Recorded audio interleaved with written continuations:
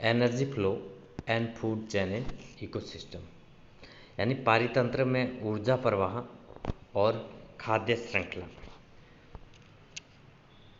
हम बात करें पारितंत्र के, जो संतुलित पारितंत्र हैं उसके मूल घटकों की, तो उसके अंदर दो मुख्य घटक होते हैं या दो मुख्य कंपोनेंट्स होते हैं, बायोटिक एंड अबायोटिक।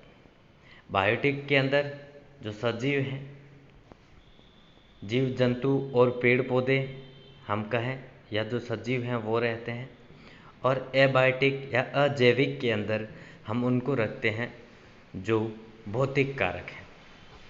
तो बायोटिक फैक्टर की पहले बात करें, इसके अंदर प्रोड्यूसर्स, कंज्यूमर्स एंड डीकम्पोजर्स, यानी उत्पादक, उपभोक्ता और विघटक।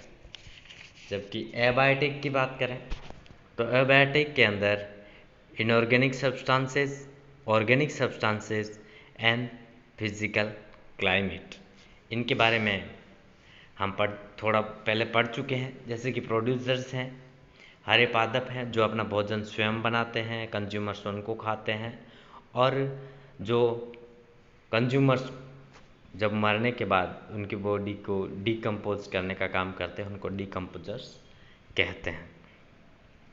ऊर्जा प्रवाह और ऊष्मागतिकी के नियम की बात करें तो कार्य करने की क्षमता का नाम ही ऊर्जा है। इसके कई रूप होते हैं। अगर हम जीव जगत में ऊर्जा की बात करें तो यह यांत्रिक, रासायनिक विकिरण और ऊष्मा ऊर्जा के रूप में पाई जाती है। यांत्रिक ऊर्जा को भी हम दो रूपों में देख सकते हैं, एक काइनेटिक एनर्जी या गतिज ऊर्जा, और पोटेंशियल एनर्जी या स्थितिज ऊर्जा। आगे हम भी देखते हैं कि जीव के शरीर के अंदर जो रासायनिक स्थितिक ऊर्जा है या पोटेंशियल एनर्जी हैं, वो एटीपी, एडिनोसिन ट्राइफॉस्फेट के बंधों में रहती है। इसलिए हम एटीपी के रूप में किसी भी पदार्थ से कितनी ऊर्जा मिलती है, कितने एटीपी अणु हैं, ऊर्जा के रूप में देखते हैं। एटीपी का जब बॉन्ड टूटते हैं वो एडीपी में कन्वर्ट होती है, एडिनोसिन डाइफॉस्फेट, तब वहाँ से एनर्जी रिलीज होती है। ऊष्मागतिकी के नियमों की बात करें, लॉज ऑफ थर्मोडायनामिक्स, तो प्रथम नियम के अनुसार विश्व में ऊर्जा की मात्रा है वो स्थिर रहती है। ऊर्जा न तो नष्ट की जा सकती है और न ही उत्पन्न की जा सकती है। यह एक रूप से दूसरे रूप के अंदर रूपांतरित की जा सकती है। जैसे अगर हम देखें, कार्बन प्लस ऑक्सीजन मिलते हैं तो कार्बन डाइऑक्साइड बनती है, साथ में ऊर्जा मिलती है हमको। अगर लकड़ी को जलाया जाए तो गतिज ऊर्जा निकलती है, और जलने से पहले जो गतिज ऊर्जा की मात्रा है वो विभवमान ऊर्जा होती है। आगे बात करें ऊष्मागतिकी के सेकंड नियम की, तो इसके अनुसार जब ऊर्जा स्थानांतरित होती है तब ऊर्जा का कुछ भाग ऐसा रूप धारण कर लेता है जो आगे किसी भी रूप में नहीं बदल सकता।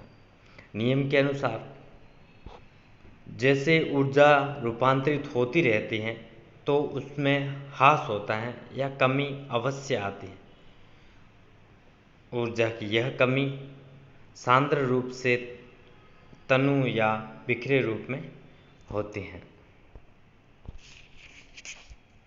आगे बात करें बायोजेनिक एनर्जी या जीवनीय ऊर्जा को व्यक्त करने के लिए क्या इकाइयाँ हैं। जैसे ऊष्मा को व्यक्त करने की इकाई कैलोरी अथवा किलो कैलोरी या किलोग्राम कैलोरी होती है। जैसे 1 ग्राम पानी के तापमान को 1 डिग्री सेल्सियस अर्थात 14.5 डिग्री से 15.5 डिग्री सेल्सियस तक बढ़ाने के लिए अपेक्षित ऊष्मा को 1 कैलोरी माना गया है। 1000 कैलोरी 1 किलो कैलोरी होती है। तो ऊष्मा को व्यक्त करने की इकाई कैलोरी होती है। ऊर्जा का मात्रक हम कहें एक तरीके से एटीपी के रूप में हम मानते हैं, इतनी एटीपी हमको वहाँ से मिले। आगे बात करें तो प्रकृति में ऊर्जा का प्रवाह किस तरीके से होता है, तो हम कहें जो जीवन के लिए ऊर्जा है उसका एकमात्र विशिष्ट जो स्रोत है वो सूर्य होता है, और उससे निकलने वाली सौर ऊर्जा। सूर्य में ऊर्जा एटॉमिक ट्रांसम्यूटेशन से उत्पन्न होती है, परमाणविक उत्परिवर्तनों से उत्पन्न होती है। हम इसको सीधे तरीके से इस फ्लो चार्ट के द्वारा समझें तो जो सौर ऊर्जा होती है वो विकिरणों के द्वारा धरती पर आती है। उसको हमने जैसे पहले कहा प्रोड्यूसर्स यानी प्रकाश संश्लेषण करने वाले जो प्लांट्स हैं या कुछ जीव भी जैसे युगलिना वगैरह, तो वो प्रकाश संश्लेषण वाले जो पादप हैं, हरित पादप, वो अपना भोजन बनाते हैं और कार्बनिक यौगिकों में निहित रासायनिक ऊर्जा होती है और कार्बनिक यौगिक प्लस ऑक्सीजन। अब इसको ये श्वसन के अंदर यूटिलाइज करते हैं।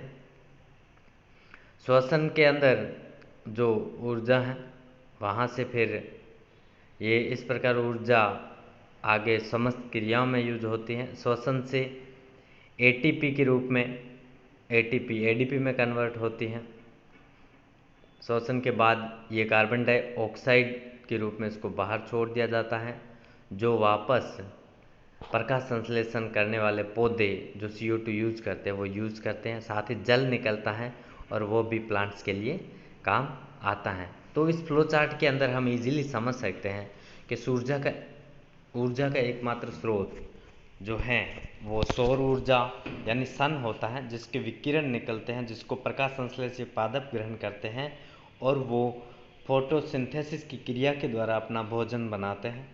और उसके बाद जो हैं वो एनर्जी वो श्वसन के अंदर यूटिलाइज होती है और यहाँ पर एटीपी है एडीपी में कन्वर्ट होते हैं, क्योंकि एक इनको ऑर्गेनिक फॉस्फेट यूज हो जाता है जैविक क्रियाओं में, और CO2 बाहर निकलती है जिसको वापस प्लांट्स यूज करते हैं और जल बाहर निकलता है, वो भी वापस यूज हो जाता है।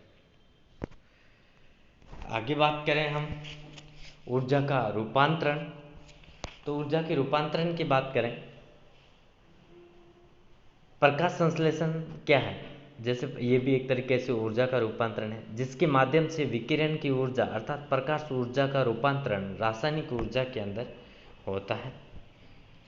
कुल प्रकाशीय ऊर्जा का केवल 2% औसत ही जो है पत्ती पर गिरता है। इस डायग्राम के अंदर हम देखें प्रकाश ऊर्जा उत्पादक में, उसके बाद शाकाहारी, फिर मांसाहारी और उच्च मांसाहारी।